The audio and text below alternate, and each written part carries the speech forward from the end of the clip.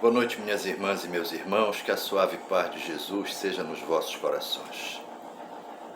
Meus irmãos, a mediunidade em crianças e jovens é o tema proposto para a abordagem que nós iremos todos juntos realizar hoje.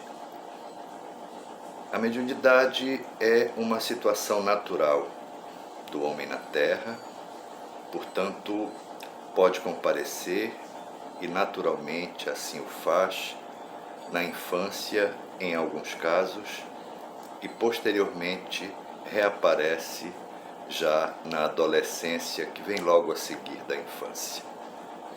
Na infância, naturalmente, é preciso ter cuidado, não procurando de alguma forma levar a criança à condição de pensar em desenvolver a mediunidade. Não será o momento.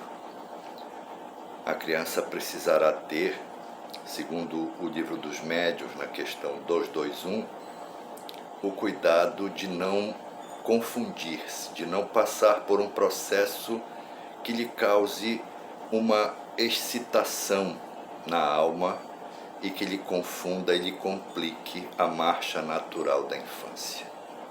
Nos primeiros anos de vida, até os 7, 8 anos, a criança tem a assistência de seu espírito guardião, aquilo que convencionou se chamar anjo de guarda.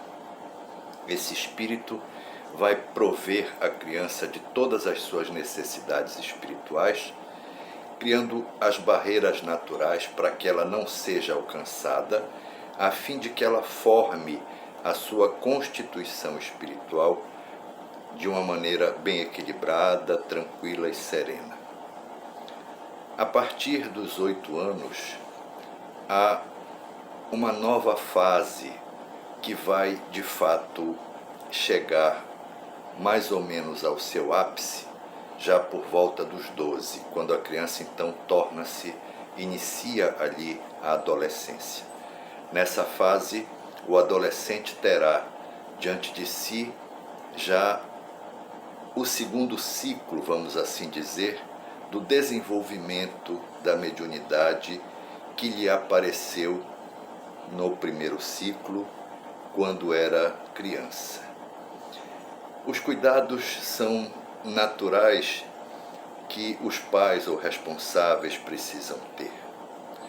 Os centros espíritas possuem, entre as suas práticas correntes, entre as suas atividades normais, a evangelização de crianças e jovens. Na infância, o beabá do Espiritismo é trazido por evangelizadores ou evangelizadoras bastante experientes, companheiros trabalhadores das casas com uma formação específica nessa área, que irão traduzir para a criança os primeiros sinais do Espiritismo, a convivência fraterna em família, a convivência fraterna na escola e o preâmbulo daquilo que o Espiritismo faculta a todos nós em todas as épocas da humanidade. É necessário, portanto, que haja essa interação entre a família e a casa espírita, promovendo a educação espírita já desde a mais tenra idade. Quando chega a hora da adolescência, que no Espiritismo é chamado mocidade espírita, o jovem já vai ter diante de si uma nova linguagem que a ele será apresentada, formatando assim os primeiros pontos da doutrina espírita que ele vai ter diante de si, também de igual modo, devidamente explanado, mostrado e conduzido por evangelizadores, sob a supervisão dos dirigentes de cada casa espírita. Mas, fundamentalmente, nós precisamos entender que o renascimento de médiuns no mundo é absolutamente importante. A juventude, desde a sua infância, é a promessa de uma geração nova. a promessa de uma geração compromissada e comprometida com ética, com moral, com tranquilidade no desempenho de suas atividades. E nesse aspecto, uma pergunta faz-se permanente em todos os centros espíritas. Quando a criança alcança a adolescência e ingressa na mocidade espírita, ela irá abdicar das coisas do mundo? Abdicar não é bem o termo certo. O Espiritismo não dá a ninguém a condição de isentar-se dessa ou daquela situação, a não ser que queira. Viver como os do mundo, mas em espírito e verdade, ou seja, tendo todos os cuidados no agir, no pensar e no fazer das coisas. Haverá seguramente, por ocasião da preparação, não é, do estudo que se fará doutrinário para o adolescente, já uma condição muito especial para fazer com que ele, diante das circunstâncias todas que terá que enfrentar, junto com os seus companheiros de jornada, que não necessariamente serão espíritas, ele se faça mais equilibrado, ele tenha o cuidado de sempre ponderar sobre aquilo que esteja diante de si, mediante as instruções que o Espiritismo lhe facultar. Dessa forma, a mediunidade em crianças e jovens é absolutamente natural, porque a mediunidade é uma situação natural do homem que comparece para o seu desenvolvimento, para fazê-lo melhor. A mediunidade não será jamais situação de sofrimento para o homem. Os médiuns de efeito físico, naturalmente, têm um desgaste maior no corpo físico. Os médiuns de efeito psíquico, um tanto menos. Por quê?